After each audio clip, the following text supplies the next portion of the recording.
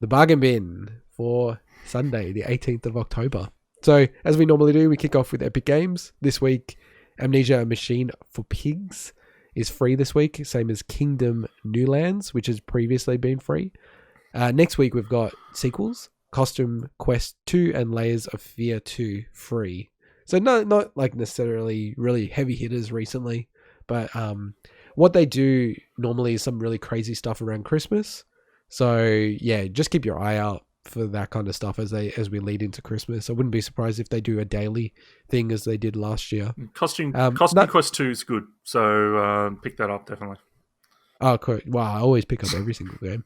And we didn't really have any call-outs on the Switch or PlayStation this week. Xbox, I'll throw it to you. Yes. Because there's a lot of announcements. Yeah, so I'm actually going to do something just not different, but I'm just going to just talk about something for a little bit before I get into everything. So the biggest news story for me personally, or biggest thing this week, was the fact that Tales of Vesperia is now, Definitive Edition is now in Game Pass on Xbox and PC. And I've talked about Vesperia before. It is one of my favorite all-time games, my top 10. Oh. And you were as surprised last time I mentioned this as this time. You just probably don't remember it was Vesperia I was talking about. So Tales of Vesperia is just an absolutely phenomenal game. And the fact that I bought this when it came out for like 60, 80 bucks or whatever it was Australian, the fact that it's now in Game Pass is just amazing. I cannot recommend this game enough. And the reason why it's so big for me this week is because it's now on the Windows Store and now has an achievement list. A separate achievement list. Oh, man, a separate achievement list. And what are you going to do if they ever unify it so that you play on anything, it's just the same achievements? Well, they do some of that already.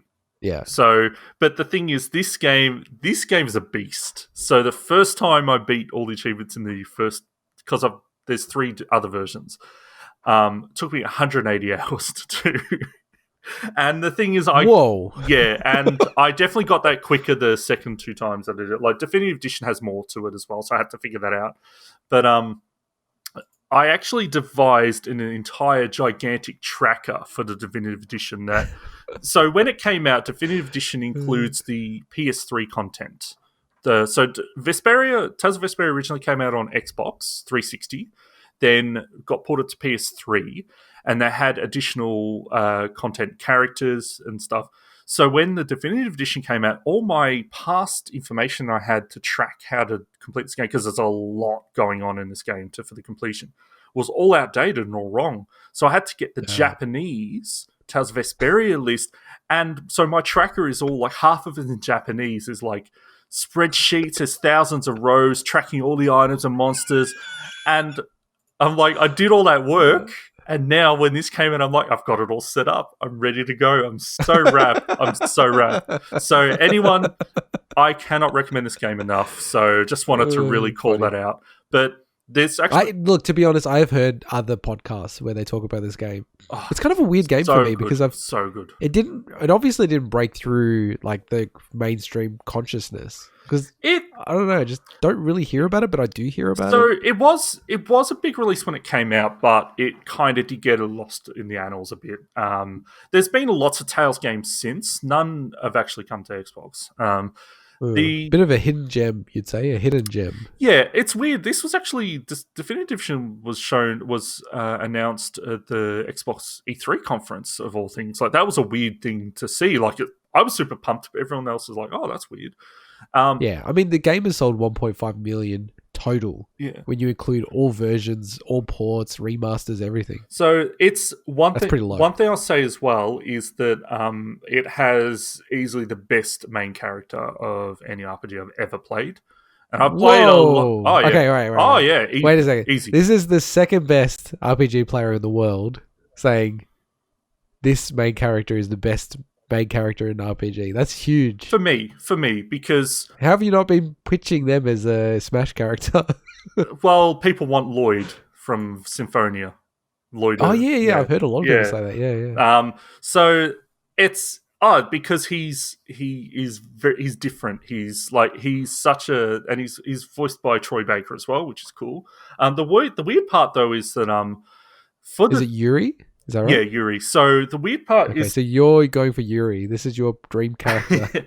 the thing is that for the definitive edition, there's new dialogue, and they didn't get Troy Baker to do the new dialogue, so you got a different voice Oh, actor. So it's a that's little awkward horrible. when it swaps.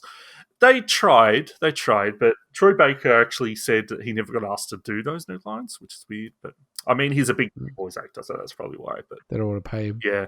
So, Bastards. all right, just wanted to really call that out. That's a huge add to Game Pass, but there's some other huge ads this week. It's been a massive Game Pass week.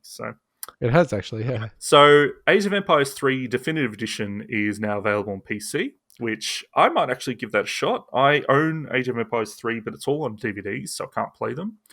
Katana Zero is now available on Xbox and PC, which looks pretty cool. Yeah, well, there's a hell of a lot of hype around that game. Some people had it as their game of the year. Yeah, it's it looks super stylish. Yeah, it looks really cool. And yeah, again, you just play it, right? Game Pass. Exactly. A game I love, I've never played, but I've loved watching a lot of people play is Heave Ho on PC. I wish that was on console because that would be much easier to get people to play it. Really, really cool co-op, game where you control your different limbs and you move around the environment. Really cool style to it. So it's available now. Also available now is the Swords of Ditto, Mormo's Curse on PC, which I don't know much about. So upcoming, we've got ScourgeBringer on Xbox on October 21st. We've got Cricket 19 on Xbox. Woo! Cricket 19, October baby. 22nd. The some people say it's not a bad game though. the box art, or at least like some key art for it, looks like the most boring people. Basically, like they're just standing there. I'm like, man, you can make it look a bit more exciting. And it's from an Australian studio. Yeah, I think they just needed. So harsh. I think they needed to maybe just make that a bit more exciting. But uncompromising, independent news from Big Wig. So, and just at the midnight hour yesterday, I checked the news again. I'm like, God damn, there's more Game Pass announcements. So on the 29th, there's a huge trio hitting that I'm so pumped for. So we've got big LucasArts trilogy, Grim Fandango Remastered, Day of the Tentacle Remastered, and Full Throttle Remastered, all coming on October 29th for Xbox and PC Game Pass. Interestingly, some of these games had actually been available on PS Plus before, but this is the first time they're available on Xbox in general, not just Game Pass. They've never been on Xbox. So I'm pumped. I didn't know that part of it. Yeah, they're brand new as well. So I love Grim Fandango so much. It's been years since I played it, so I'd probably forgotten a lot of the puzzles. So I'm looking forward to that. Day of the Tentacle, I used to speedrun that game. Like, when I say speedrun, personally, just play through it quickly, not like go on Speed Demo's archive and put my times up. So I used to speedrun Day of the Tentacle, so I'm pumped to play that again. And Full Throttle, never played through completely, but I do like what I played of that game in the past. So, man... So just on Full Throttle, so like I don't know why, but this is gonna super date me, but I remember Video Easy. It was like the Blockbuster equivalent in Australia. It's kind of weird when you think back at this, but they used to rent games. Now people kind of no concept of that now. It kind of made sense for Super Nintendo, Genesis, stuff like that. You rent game, okay, it's a cartridge slotted in, but they would actually rent PC games as well. On CD, Yeah, but it kind of didn't make sense because I used to borrow the games and sometimes they wouldn't work because it was like a one-off key or something like that.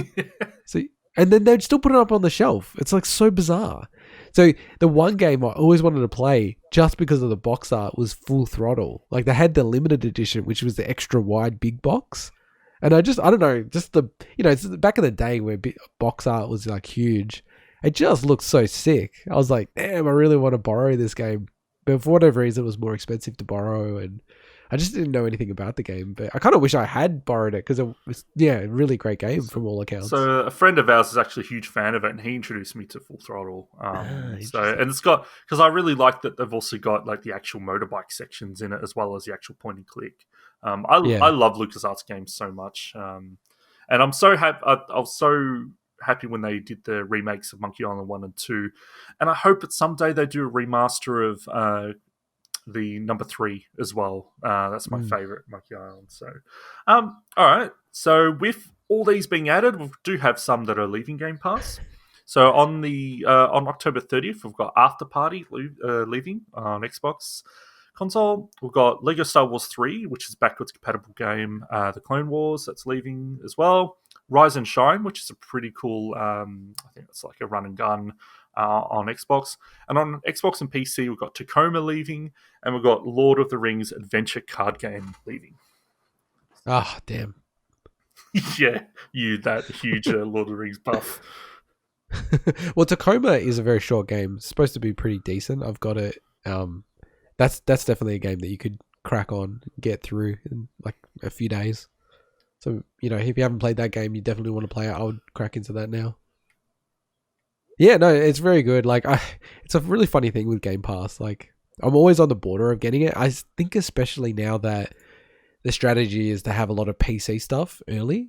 And they want to get it on PC day and date and stuff like that. And Dude, especially with Doom Eternal, when that's on PC, I'm like, oh, it's going to be really hard to not get that. Dude, it's been crazy. Like, so I didn't have Game Pass until like kind of early this year, and the amount of games I haven't bought a new game, with the exception of Kenko games, in so long, and and Amalur and those Kenko games. So it's because like the Outer Worlds Game Pass, it's the fact that there's just so many games that come out.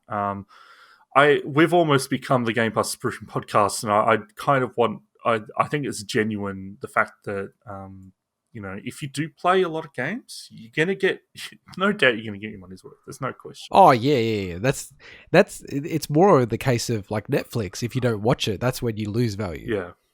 If you watch it, like, you're gonna be ahead for sure. And I think we're pretty fair with most of these things. Like, you definitely skew more Xbox, but I think you're still fair in when you're looking at that stuff. And I think you just got to call it as you see it. It's like, it's a good deal. Like PlayStation people, like heavy PlayStation podcasts, they call it out and say it's a good deal as well. I think it's gonna be interesting when, like, I don't know, I get the sense it will come to Nintendo Switch Game Pass, and then at that stage, PlayStation users are going to be like, oh, damn, I wish we had that, because their version of it is crap compared to what Microsoft are doing. So, no, it's awesome. Lots of good deals there, lots of cool games to play. Play Vesperia, Tales of Vesperia. Well, because it's on PC, man. I'm like looking at it going, I'm so cheap. I just want like a free 1 month trial with Game Pass. God. To see how much I would actually play it. But yeah, no, it's very enticing, dude. It's very enticing. All right, well, let's get it cracking into our special segment this week.